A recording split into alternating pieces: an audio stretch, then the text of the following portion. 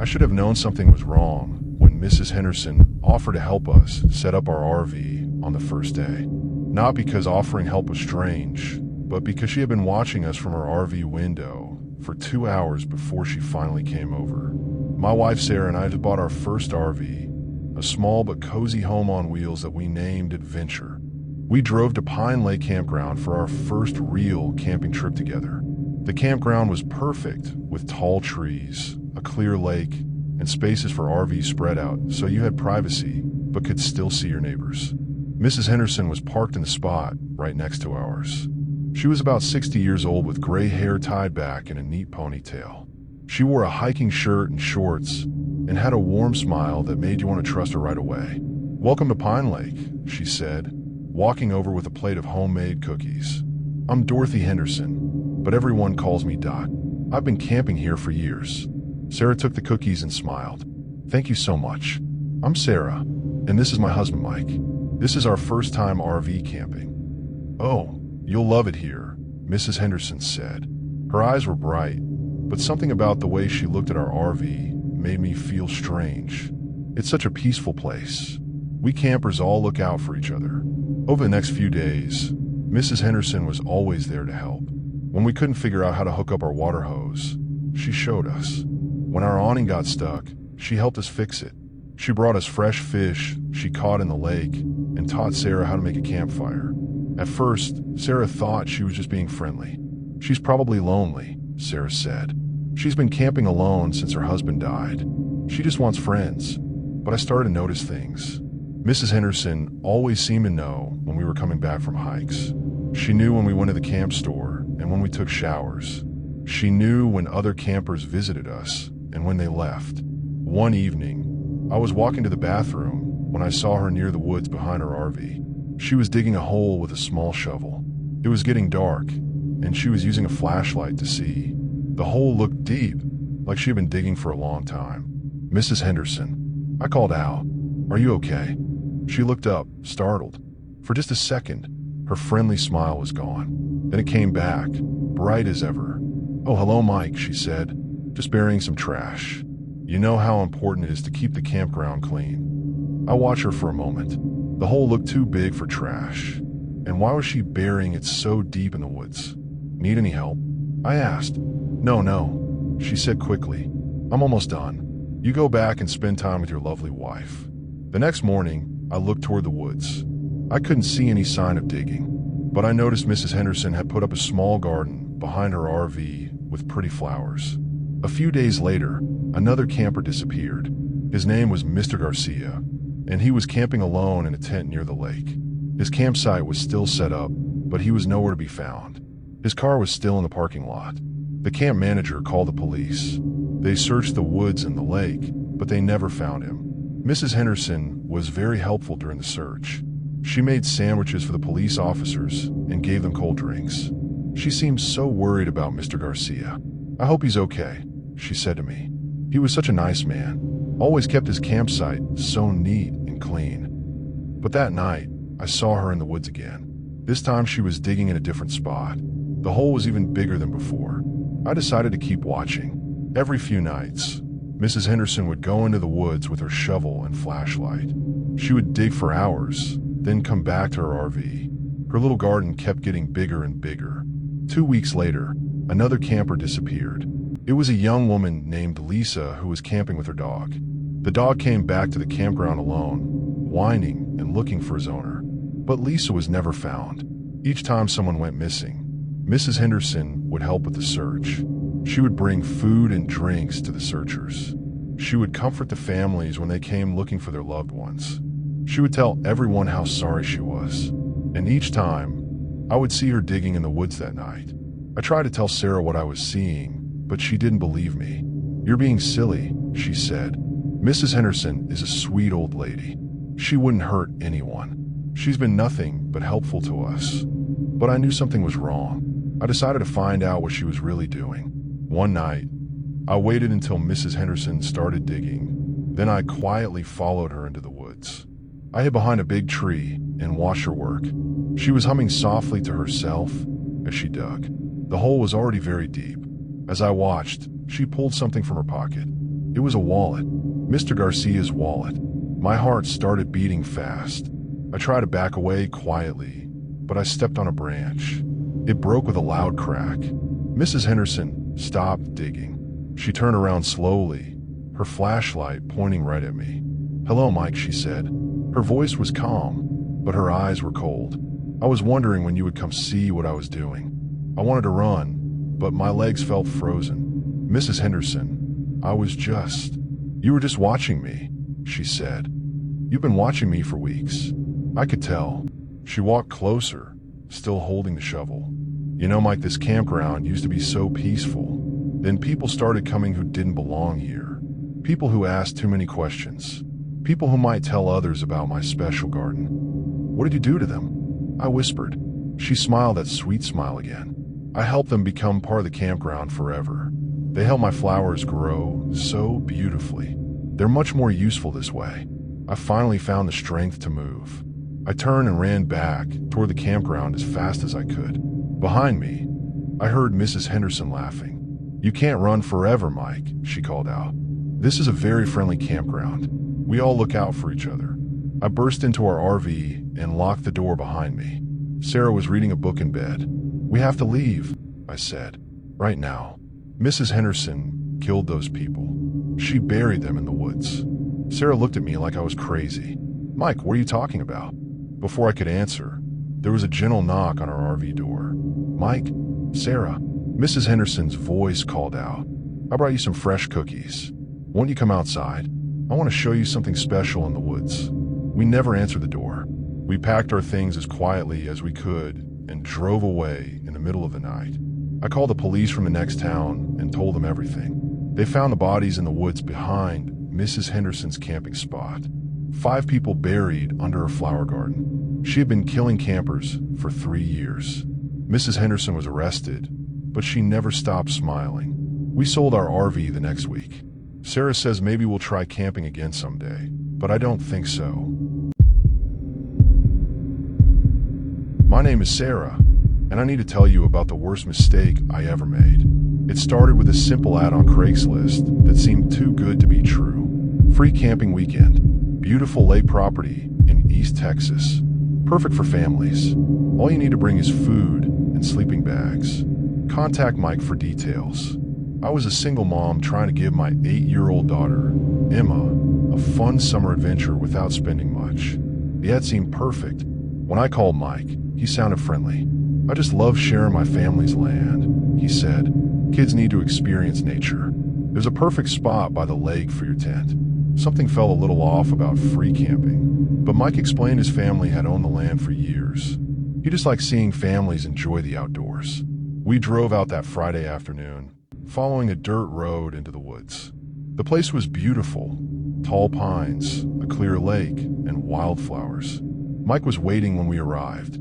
He looked normal, around 40, jeans, faded t-shirt, friendly smile. "Welcome to paradise," he said, helping us unload. Perfect weekend for camping. Emma ran off to explore while I set up the tent. Mike pointed out fishing spots and a trail for stargazing. "I'll leave you to it," he said. "My cabin's through the trees if you need anything. Don't worry about the noise. I love hearing families have fun." That first day was great. Emma caught her first fish. We roasted hot dogs and made s'mores. She fell asleep early, exhausted. I sat by the fire alone when Mike showed up again, moving so quietly I hadn't heard him approach. "How was your first day?" he asked, settling into a chair. "Perfect," I said. "Emma's having the time of her life." He smiled, but in the firelight his eyes looked different. "This land means everything to me. My family built their life here." He told stories of growing up on the land, his grandparents hunting, fishing, but his voice grew intense. People today don't get it. They come, use the land, and leave trash. I promised we'd clean up, but he kept going, angrier. Last month a family from Dallas came, left beer cans. Their kids picked all my grandmother's flowers. I said we should get some sleep. He nodded, muttered something, and walked off. That night, I couldn't sleep. Every sound felt sharp. Around midnight, I heard slow footsteps circling our tent. They stopped whenever I held my breath.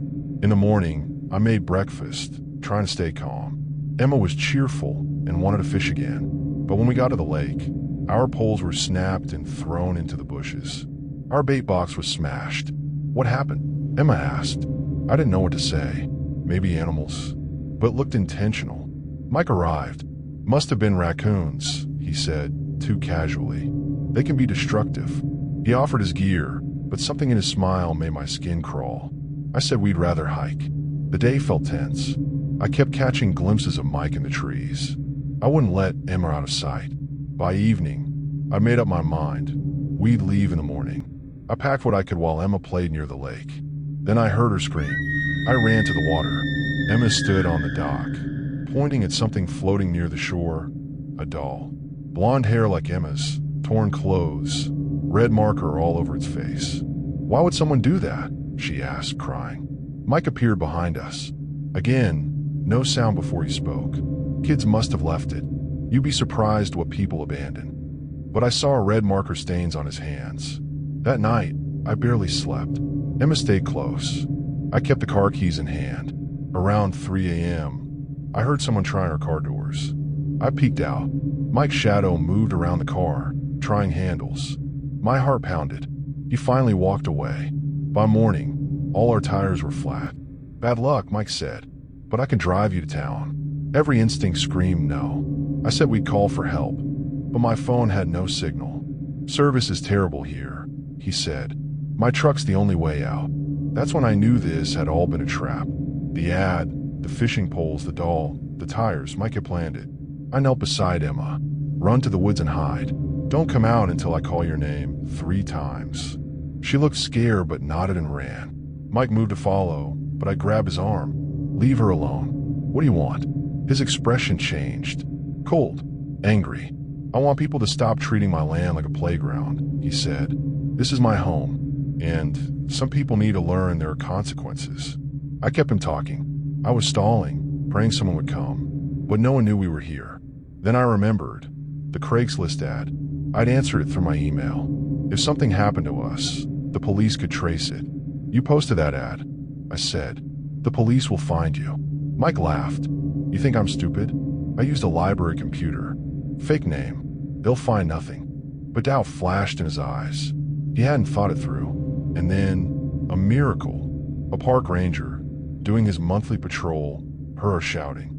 Mike ran, but was caught the next day. We learned later Mike had been luring families for months. We weren't the first, but we were the last. The police said he had mental issues. He couldn't cope with others being on his land. The ad was his way of drawing people in, so he could control them. Emma and I still go camping, but only at official campgrounds.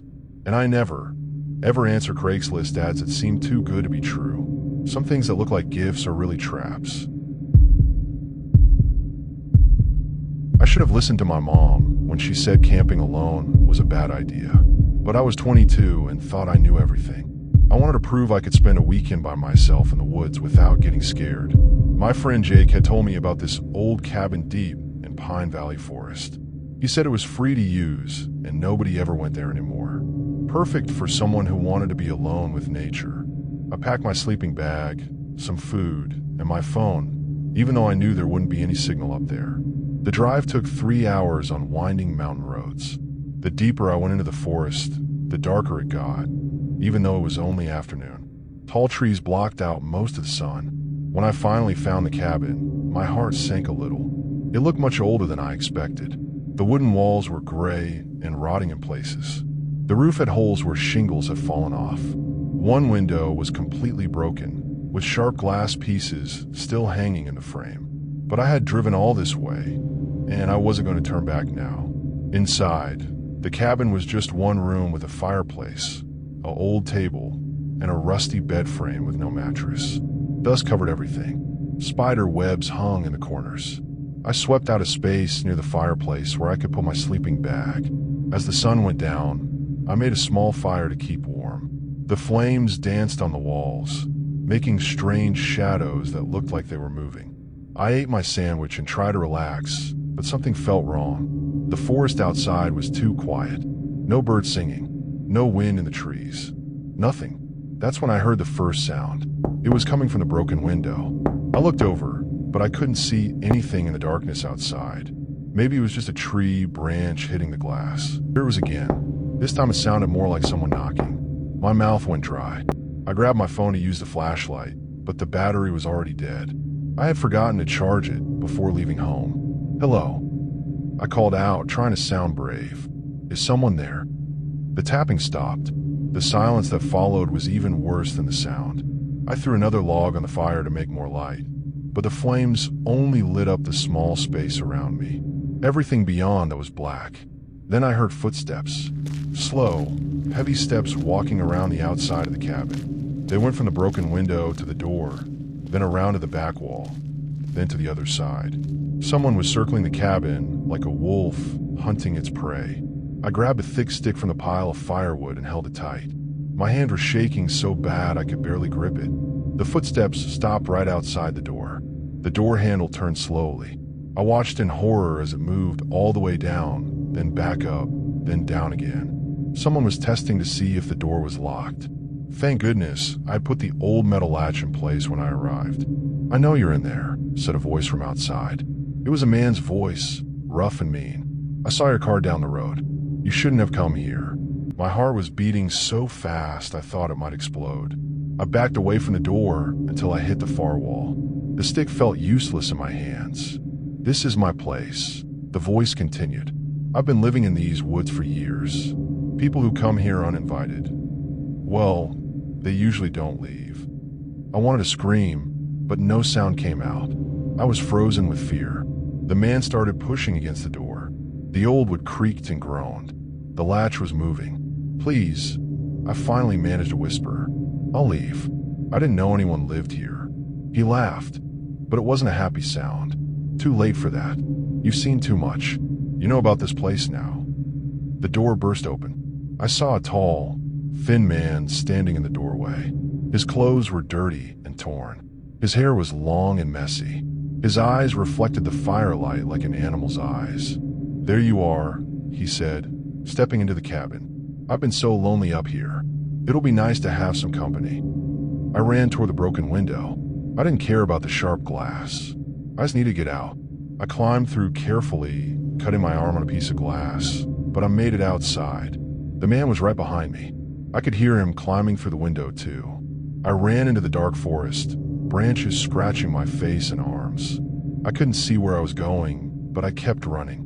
Behind me, I heard him crashing through the trees. He was following me, but I knew these woods better than he thought. I had studied the map before coming here. If I could just make it to the main trail, I could find my way back to my car. I ran for what felt like hours. My lungs burned and my legs felt like they were on fire. Finally, I saw the thin line of the trail in the moonlight. I followed it as fast as I could, looking over my shoulder every few seconds. When I reached my car, I fumbled with the keys, dropping them twice before getting the door open. I locked all the doors and started the engine. As I drove away, I saw a shadow standing at the edge of the trees, watching me leave. I never went camping alone again, and I never told anyone exactly where that cabin was. Some places are better left forgotten. Some people are better left alone in the woods where they belong. But sometimes on quiet nights, I still hear that tapping sound in my dreams. And I wonder if he's still out there, waiting for the next person who thinks they're brave enough to spend a night in his woods.